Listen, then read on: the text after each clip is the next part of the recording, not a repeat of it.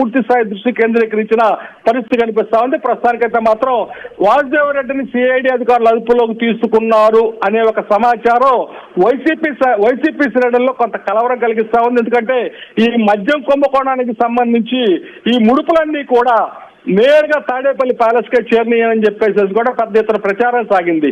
Liquor కంపెనీలు వాళ్ళు ఇవ్వాల్సిన కమిషన్ ఏదైతే ఒక బాటిల్ కి 10 రూపాయలు 15 రూపాయలు కమిషన్ పెట్టుకున్నారో ఆ కమిషన్ డబ్బులు ముందస్తుగానే హైదరాబాద్ లో చెల్లింపులు చేసిన పిదప ఆ తర్వాత ఇక్కడ వాళ్ళకి ఆర్డర్స్ కానీ లేకపోతే వాళ్ళకి ఇవ్వాల్సిన బిల్స్ కానీ క్లియర్ అయ్యేవేనని చెప్పేసి కూడా పూర్తి స్థాయి ఆధారాలు దీంట్లో లభ్యమయ్యాయి. సో ఈ నేపథ్యంలో ఏంటంటే దీనికి సంబంధించి పెద్ద ఎత్తున సమాచారాన్ని వాసుదేవరెడ్డి మాయం చేసిన కీలక పత్రాలను కూడా స్వాధీనం చేసుకోవాల్సి ఉన్న పరిస్థితుల నేపథ్యంలో వాసుదేవరెడ్డి అరెస్టుకు సంబంధించిన సమాచారాన్ని ప్రస్తుతానికైతే మాత్రం సిఐడి అధికారులు గోప్యంగా ఉంచుతున్నారు.